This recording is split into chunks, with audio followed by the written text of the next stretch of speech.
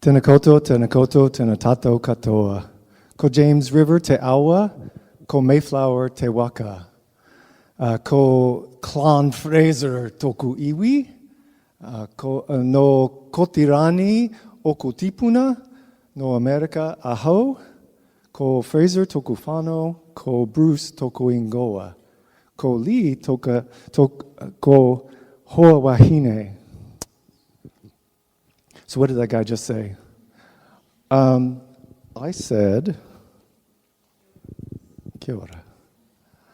I said basically that my ancestors came long ago from Scotland and England, some of the English ancestors via the Mayflower to the U.S. You might have heard of that ship, I don't know. A few people have. To America and Canada, and eventually intersected down there where the red dot is on the... well, you can't even see quite the red dot. You can see where the two lines come together, right? Barely? Okay. So I spent most of my life and career there, but after marrying Lee in Nairobi, Kenya, we have since settled here, and this is our home. And I'm very glad to be here to speak on this. I found, at first I wasn't sure that it would be enough to speak on, that I knew enough to speak on it, and then I realized I knew way too much, and that was going to be the real struggle. So, we're going to talk about AI, but first, before we do that, you've got a little bit of homework to do here. Well, not homework, you're going to do it right now. Appropriate to start any discussion in a church with a passage. So I want us to read, I'm going to read Genesis 1:26 and 27 from the New Living. Then God said, "Let us make human beings in our image to be like us. They will reign over the fish in the sea, the birds in the sky, the livestock, all the wild animals on the earth, and the small animals that scurry along the ground." So God created human beings in his own image. In the image of God, he created them. Male and female, he created them. What does that mean?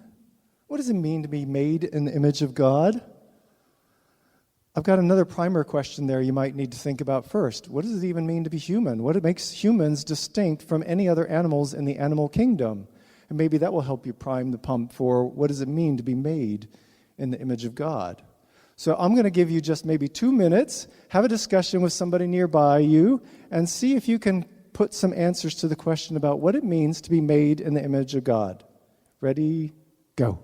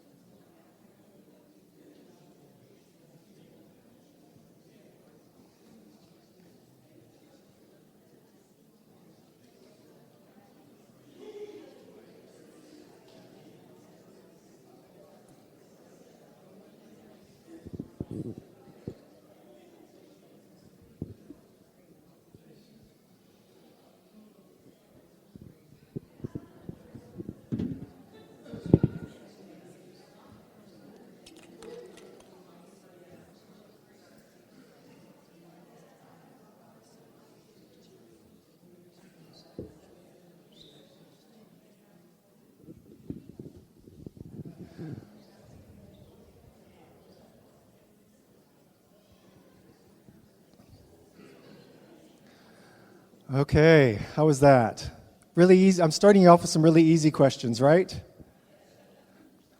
I'm just curious what some of you came up with, but I asked some of my friends on Facebook what they thought, and I got a few answers from them. So see if you see any of your answers up here.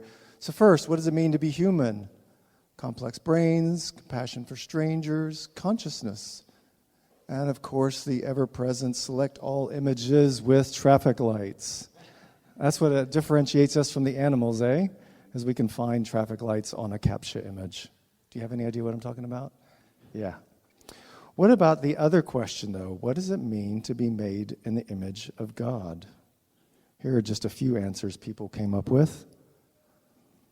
Creative, capacity to love, rational thinking, ability to relate to God. God needs a body on earth. Free will, ability to be Christ-like and altruistic. Does any of those match some of the ones that you came up with? Yeah, you come up with a few of your own that aren't on that list? That's okay too. I just want to say that as we go through this discussion, I'm just one voice and I have a set of experiences, but that doesn't represent the entirety. So when we get into some of the discussion here, we're going to get into, I'm just giving you my thoughts. You don't have to agree with all of it. You don't have to agree with any of it. You can just blame Nigel if you disagree with it all. It's his fault for inviting me here. So I've got a few slides. They're very wordy, and I'm going to whiz through some of them because I'm just going to give you the human summary rather than the ChatGPT summary of some of these points. But I want to hone in on just one of these. Jordan Bowler that really is hard to read. So it's a good thing you won't read it up there. Don't worry about it. So essentially, Jordan Bowler is a PhD theologian who spent a lot of time thinking about this question, and he spent a lot of time dwelling on the question of creativity. And he says human beings were created by God to create.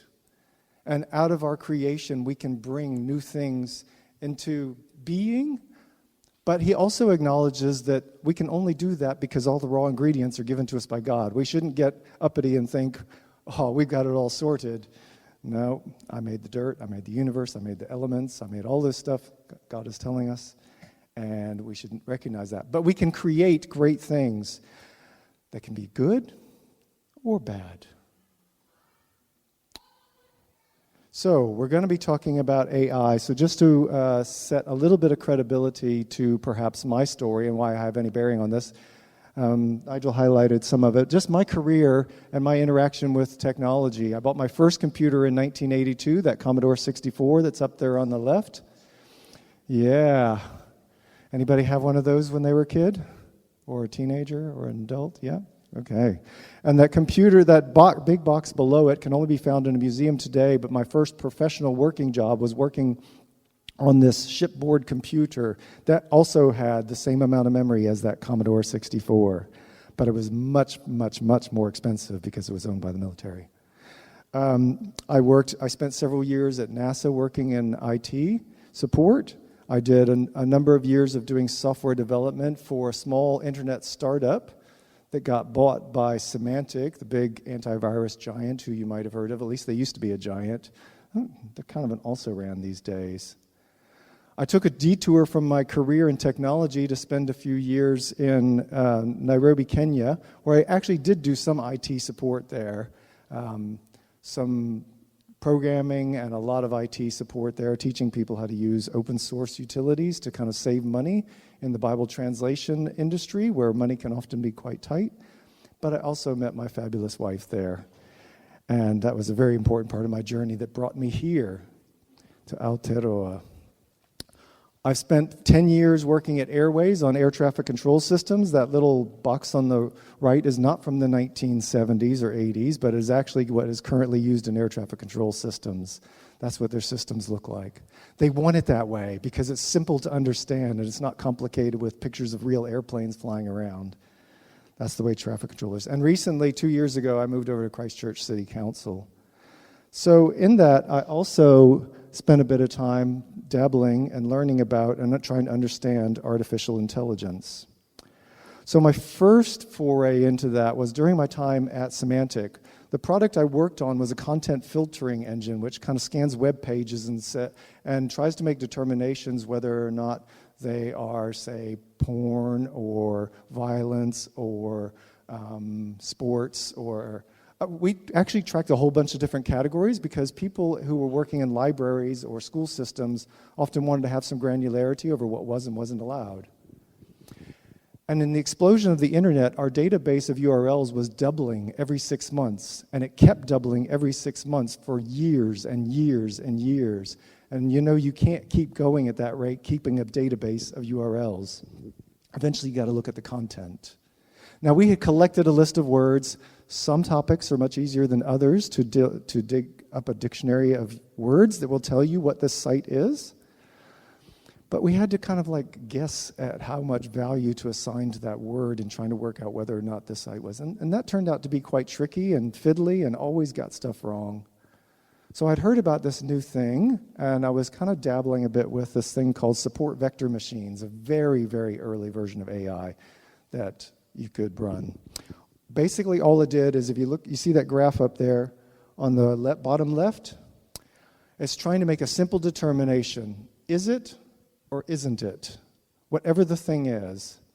And you give it what you want it to look at to make that determination.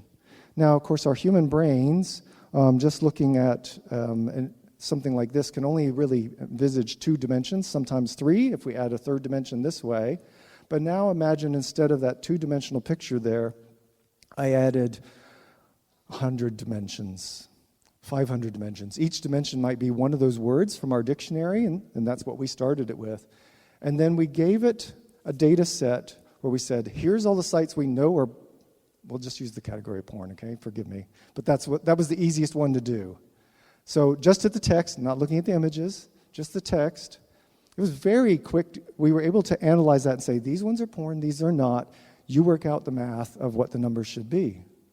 And it gave us some numbers, and we published those, and we ran some analysis and found out that our humans had about a 87-88% accuracy rate on that particular topic, just on looking at the words.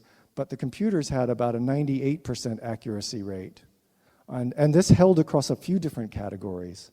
So this was something that was really simple and basic that we could begin to do. And so I was really excited to be able to introduce this to Semantic and get going with building this out.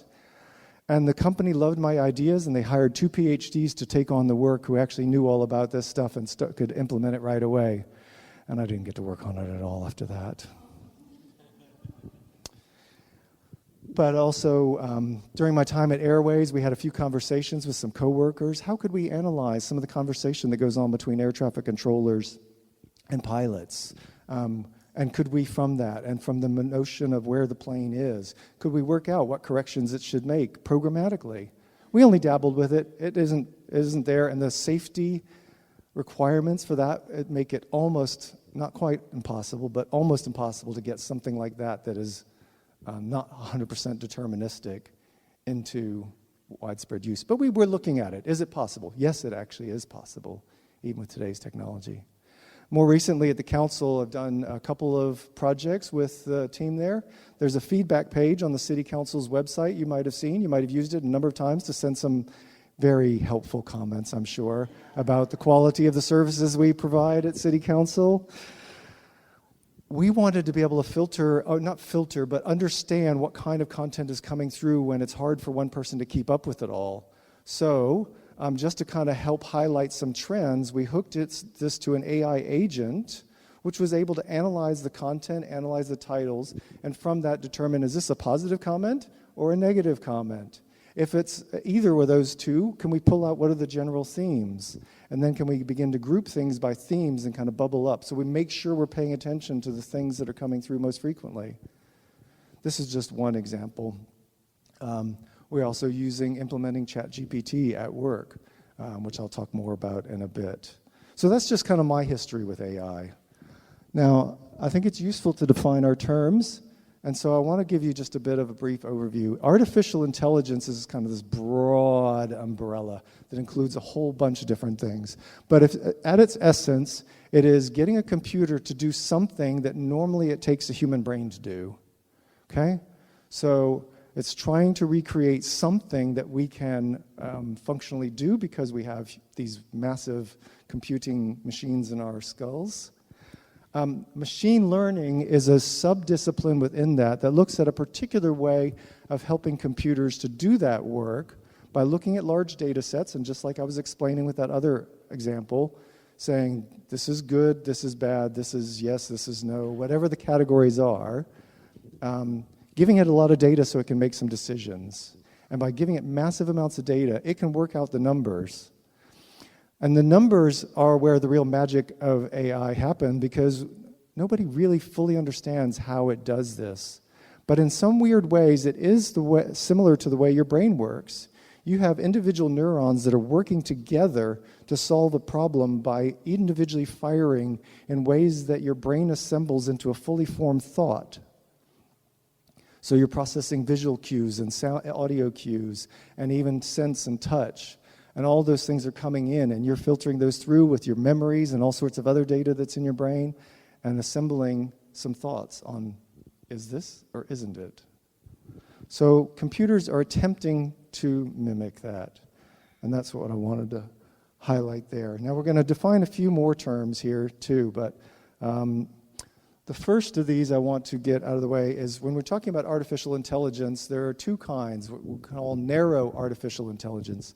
And as Nigel alluded to, if you don't think you're already using it, you're wrong. Unless you're a Luddite living in a cave with no technology whatsoever. There's a very good chance that if you've ever accepted a recommendation from Netflix, if you've ever watched an Up Next video on YouTube, if you have ever just wondered, how does Facebook figure out what to feed me next in my ever continuous feed? If you have a smartphone like I do, have you ever asked it, spoken to it and say, hey Siri, what is the time of day? Surprised she didn't speak up just then. She speaks sometimes when I don't want her to. So there's another place where AI is being used, and it's great. And Microsoft Bing, if you just do search on Bing, which I know that's not, most of us do Google. So Bing's had this for a few months now, this AI integrated with their search, and now Google's just rolled out Gemini. So you can just ask it questions, and it will summarize all of the, rather than just giving you an individual page, it will summarize a whole bunch of different pages and then give you links to go dig further if you want to. And the real complexity that we're starting to see now is it's far better than just a search like Google would do on a word. Because now it can search on the idea. What did you mean by that phrase that you used there? Is there contextual information that will tell me a sense of meaning that will allow me to hone in on the results that you're interested in and not other ones that just happen to have the words or words like it in it? So that's some of what's happening now in the world of AI. ChatGPT is in all the news. If you haven't heard of this, you just haven't been reading the news much, because it is being discussed quite a bit, because this has taken the world by storm, because it's doing something that we haven't had the computing power to do. It is analyzing billions and billions and billions of content pages, but it's also been trained in how to make sense out of spoken words. And so it can understand to a degree. I will get back to the meanings of some of those words later, but it can kind of get at what you're looking for and try to give you answers. So rather than just pull some random examples from the internet, I actually went to my ChatGPT account and asked it a few questions to give you some examples of what's possible. So first question, whoops, I'll get into that in just a second. I'll come back to that one, okay? So just a couple of the other ways that you can see AI in the world today, and some of these ones are a bit more worrying, is facial recognition. Now, facial recognition is already being used by police departments to catch criminals, and sometimes accidentally catch people who are not criminals, but it is being effectively used to catch criminals, and that's one really good use. But you may also know that in China, the surveillance state is being widely rolled out, and China can keep a close eye on all of its citizens by realigning, by recognizing who they are, what context of where they're at, and can assemble a whole lot of information using this. So it's a bit worrisome.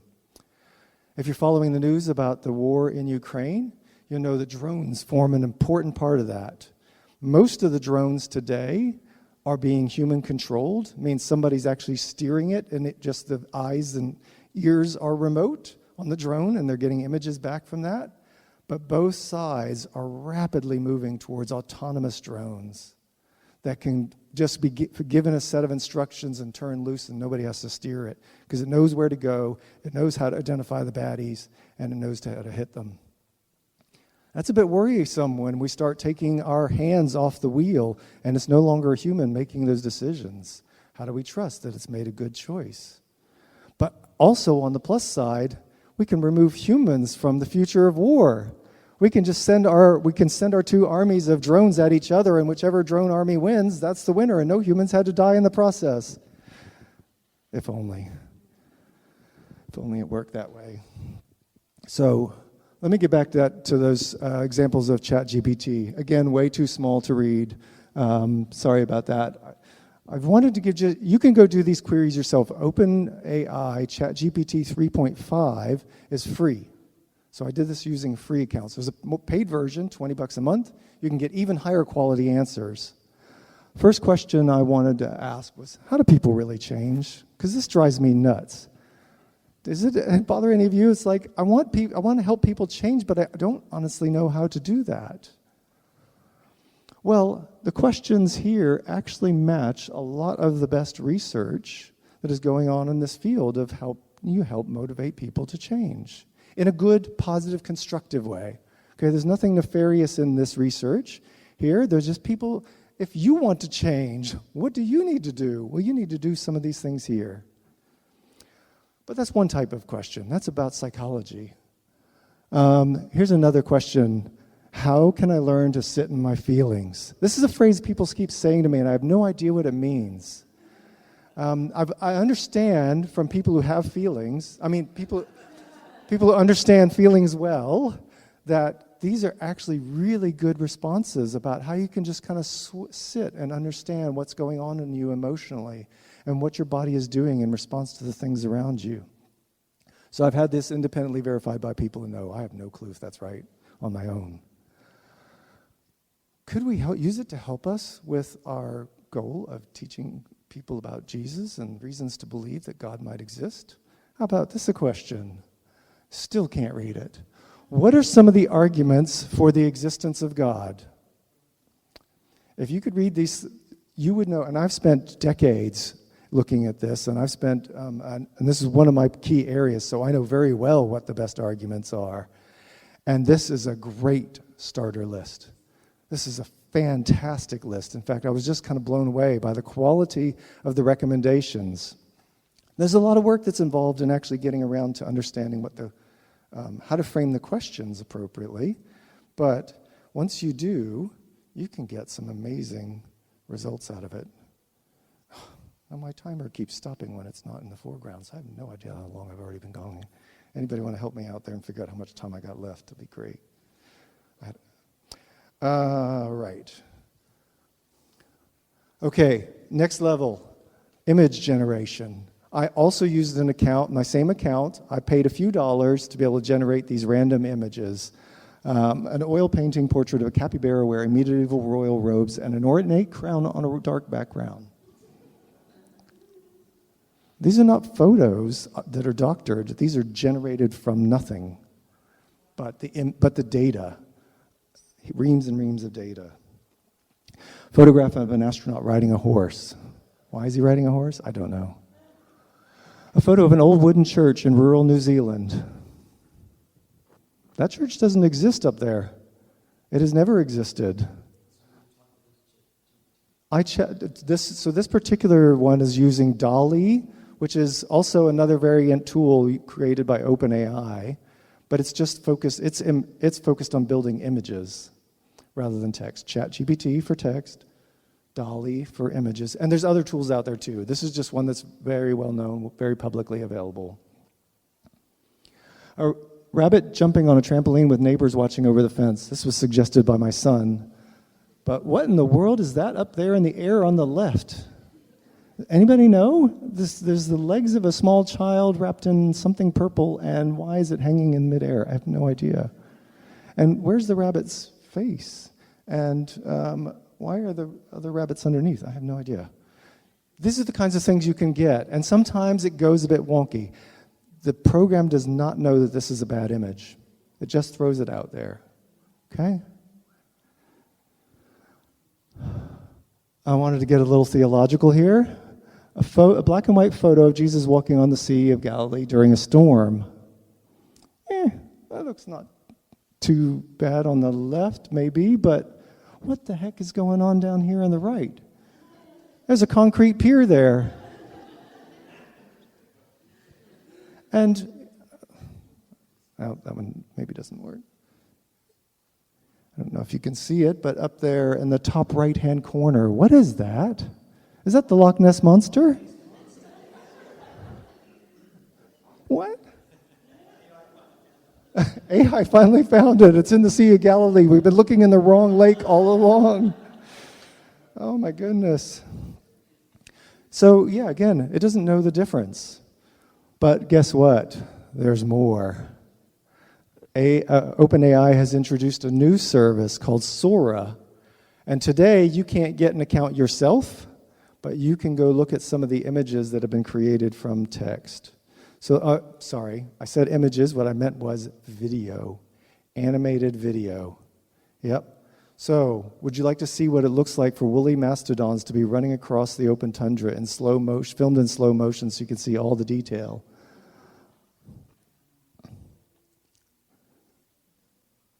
What in the world? Now, if you go look at this on your desktop, you'll see it in much greater quality. These are pretty high-quality images. Here's an old California gold mining town shot from a drone flying overhead. They didn't have drones back then, just in case you weren't sure. But this is a really good recreation of a gold mining town, all formed around the river where you do the panning for gold. How about this one? This is one that is utterly amazing. Just blew my mind the first time I saw it. A woman walking on the streets in Japan with a large of Tokyo with a large crowd behind her. Again, you can't see the quality from this image well, but go watch it at home, and it is stunning. It is stunning. The quality, the recreation of the streets of Tokyo, the authentic Japanese text on the signs up there, all AI generated. All AI generated. Now, look at her face. Can you see the lines on her neck? Can you see the spots on her skin? Can you see the reflection of the city in her sunglasses? All AI generated.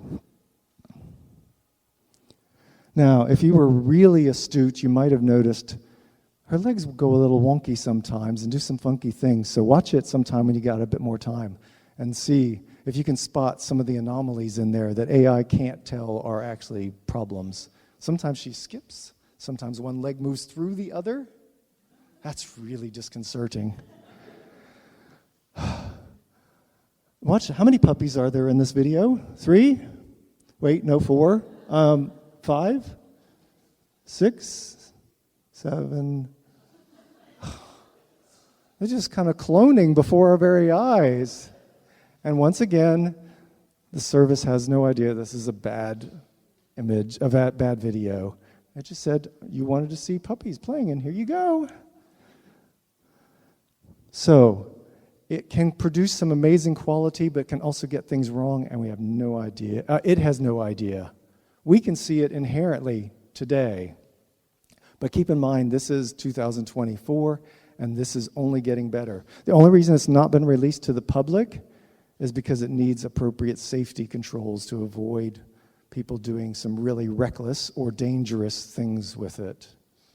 Imagine being able to recreate videos of famous people saying words they never said. What kind of damage could that do? Now, I want to talk a little bit about artificial general intelligence. So this is actually where more of the fear seems to lie. Artificial general intelligence is this idea that eventually these capabilities will keep growing until the point where the computers can actually just begin to fully understand and be aware of their surroundings, aware of themselves, and aware of what's best for humanity, and may make some choices, sometimes perhaps more in the interest of the planet than humanity. Maybe they're the smart thing to do, but they won't be enjoyable for us. The only place artificial general intelligence exists today is in Hollywood and in science fiction. We have no idea how this might work, but it doesn't stop us from speculating. From authors all the way back in quite a long time ago, I can't remember exactly when 2001 was written. It was long before 2001. It was like 1980, something like that. You may have seen the movie made from it, 2001: A Space Odyssey. Neuromancer was another book I read as a child about an artificial intelligence that's guiding the lives of people. And then you also have, of course, everybody's seen The Terminator, right? Skynet, the robot armies. Not everybody's seen Terminator, of course not. The young people are shaking their head. What's Terminator? Who's Arnold Schwarzenegger? I don't know. No, I'm just playing with you. I understand. It was a long time ago when this movie came out, and there have been a few variations of it since. But most recently, there's Captain Marvel. You don't see it much in the movie series, but there's an allusion to the supreme intelligence that controls one of the alien races and tells them everything to do, who they're going to be, what they're going to do, how to grow in their skills. It gives them life coaching and everything else that they need in this alien species. So this is the stuff of movies, but doesn't stop people from talking about it and trying to understand what is possible. What science fiction often does is explore an idea and take it into what the future might look like. And so it's a useful tool for understanding what might be possible. So there's a couple of other science fiction novels that aren't directly related to artificial intelligence. Well, the second one is more, but they both are to some degree. George Orwell's 1984 is about the introduction of a global surveillance state that uses computer technology to understand everything about you, everything that you do, everywhere you go, whether or not you're even thinking the right thoughts. There are things known as the thought police that can enter into this. But this is an external authority that has taken over control of us, and we don't have any say in it. And this was George Orwell's vision. But Aldous Huxley has another vision in the Brave New World where we are the creators of our own masters. We've decided that for the benefit of humanity, we want to take away this reproduction thing from humans and do it all in labs where we can determine genetically what kind of humans we need. So we need certain kind of humans to be leaders, we need some to be laborers, and a few others in between. So we'll genetically modify them to fit that and remove all emotion, remove all love. Those are unnecessary artifacts of the past. But we created this tech, and we surrendered ourselves to it. Is that possible? Again, do you have a smartphone? It's already happening. But beyond science fiction, you also have some writers who are trying to do a bit more serious inquiry. Yuval Noah Harari is an Israeli historian. He first rose to fame by the book on the left up there, Sapiens, A History of Mankind. So he's kind of writing about, from a non-Christian worldview, an evolutionary worldview, about what scientists believe about the origins of humanity down through the pathways and some of the various features that came into play that created the types of societies that we see today. How humans could never actually function in large groups before the advent of certain kinds of technology like mass communication, because we just couldn't know people and we didn't know who to trust, so we just trusted our small group. Some of this stuff is valuable. I highly recommend. I think it's a great writing he's done. But then he did a follow-up book. So he did the first book on the 2 million years leading up till now, and then he did a kind of like forward-looking, talking to technologists and other people to see what could the future look like. And he's written this book called Homo Deus about something that is known as transhumanism. Transhumanism is this idea that either through the use of technology, we will either augment ourselves or create a superior being that's greater than us that can rule in our place and make wise decisions on our behalf. This Homo Deus, this transhumanism, trans means transcendent, so something that goes beyond what we are today. We might be masters of our own evolution into the future and create something that looks nothing like us today because it's so much more advanced. And this is what he explores. Some of these ideas from a serious scientific and historical perspective. But what are some of his conclusions? Well, two things he feels very strongly. He's very optimistic about the future for us all.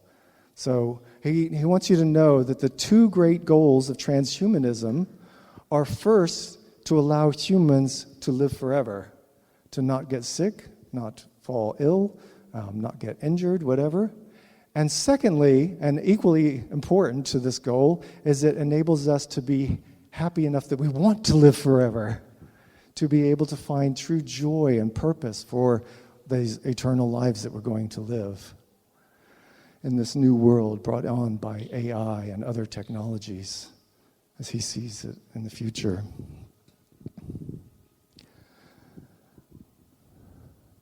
Now, I have another passage here which, I did try to make it more readable, but it's still a bit of a struggle there. Romans 1:21-23 says, "Yes, they knew God, but they wouldn't worship him as God or even give him thanks. And they began to think up foolish ideas of what God was like. As a result, their minds became dark and confused. Claiming to be wise, they instead became utter fools. And instead of worshiping the glorious, ever-living God, they worshiped idols made to look like mere people and birds and animals and reptiles." This is kind of a hinting at that humans will create things and then begin to worship those very things they created, maybe trying to elevate them to the status of gods that can be worshipped. This is a natural human tendency that Paul wrote about a very long time ago. Now, I want to be very careful here because sometimes people read a passage like this and they will say, "And therefore, you shouldn't listen to a word Yuval Noah Harari says." I am not saying that. What I am saying is be very careful about how you understand what he's communicating, and thinking through it as a Christian is going to require a different lens.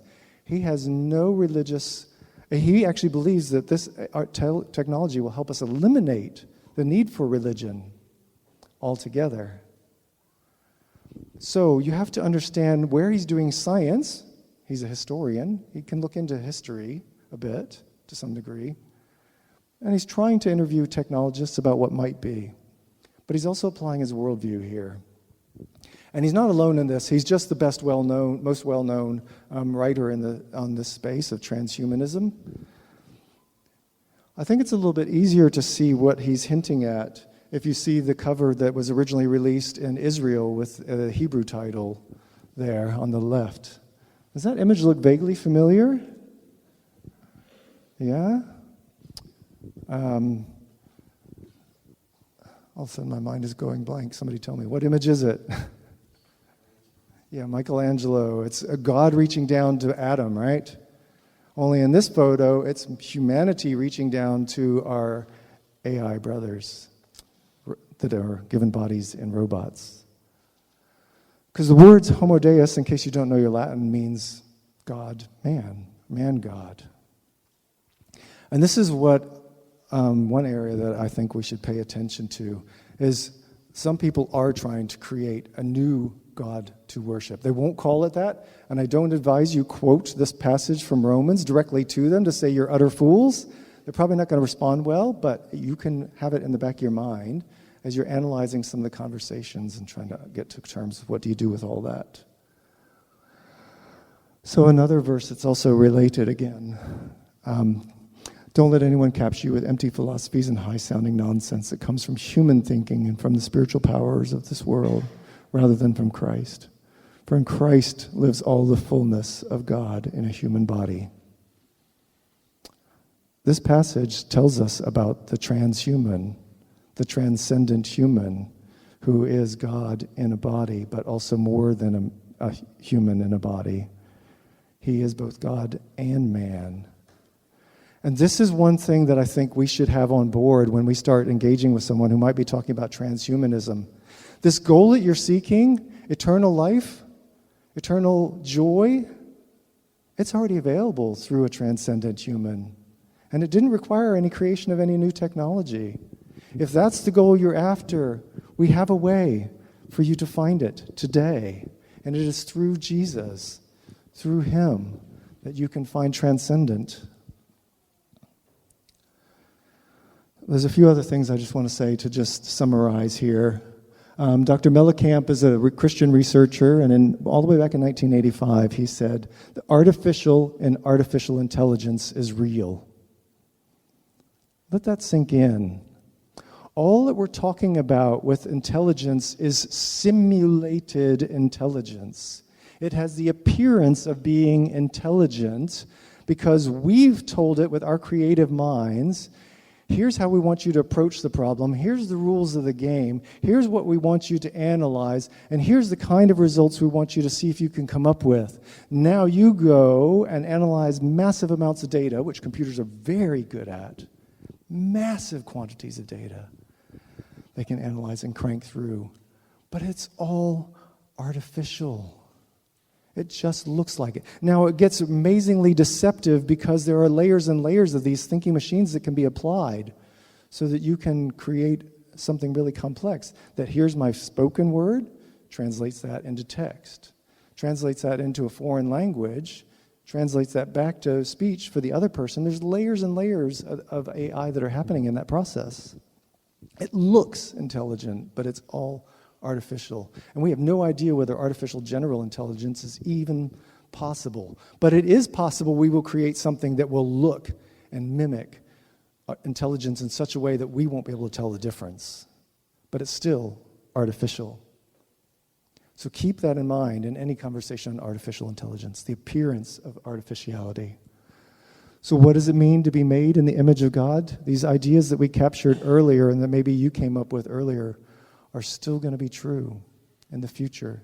Technology cannot recreate these features. It can simulate some of them, but think about moral reasoning. How is AI going to learn morals? Well, we're going to have to teach it. Who's going to teach it? Whose morals is it going to learn? There's some really hard problems there to think through about the use of our moral reasoning to make a better world for ourselves. So as we dig into AI, we need to learn to embrace wisdom. Now, Stephen Hawking said that with more powerful technology such as nuclear weapons, synthetic biology, and strong artificial intelligence, we should instead plan ahead and aim to get things right the first time, because it may be the only chance we will get. Our future is a race between the growing power of our technology and the wisdom with which we use it. Let's make sure that wisdom wins. But we didn't need Stephen Hawking to tell us this, because we have this text in James 3:17-18. But the wisdom from above, first of all, pure, peace-loving, gentle at all times, and willing to yield to others, full of mercy and the fruit of good deeds. It shows no favoritism and is always sincere, and those who are peacemakers will plant seeds of peace and reap the right harvest of righteousness. AI can be used to further these goals. It is not something we need to stop altogether, because it's going to provide already providing some amazing benefits. But we need to learn to use it wisely. And that's where we got to do the hard work. Making an AI model today, you don't need a university degree. You can go do it on your computer at home right now. I could show you the tools. They're free, open source. You can go build an AI language model on your home computer. You can create your own fake content for news media sites. And of course, Micah, also in the Old Testament, "O people, the Lord has told you what is good and what he requires of you, that you do what is right, love mercy, and walk humbly." We have to approach this with humility, not fear. It would be great if we had more Christians operating in the field of science, especially bringing that kind of moral, ethical lens to the problem and being able to help steer those conversations. So, just a final point for you to ponder. Maybe one or 2 points to ponder here, but somebody framed this question up when we were discussing it over the weekend to me. Said, okay, let's just say for a moment that we've created an artificial general intelligence that appears to be conscious and appears to be self-aware. How should we treat that artificial general intelligence? Even if the artificial intelligence itself is irrespective of that, how should we treat that artificial intelligence because of what that treatment does to us as humans? So when I wrote that title, AI, Christians, and the Devil in Technology, the devil's not in the technology. The devil's at work in the human heart. And it's up to us to decide how to use this technology, whether to use it for good or for evil, whether to put up appropriate safeguards to protect against some of the abuse, or to just kind of like shun it as it's too hard. It's too hard. So I hope that's giving you something to think about, something to chat with your friends about. A very different kind of topic for a church service, but thank you for your time. I appreciate it.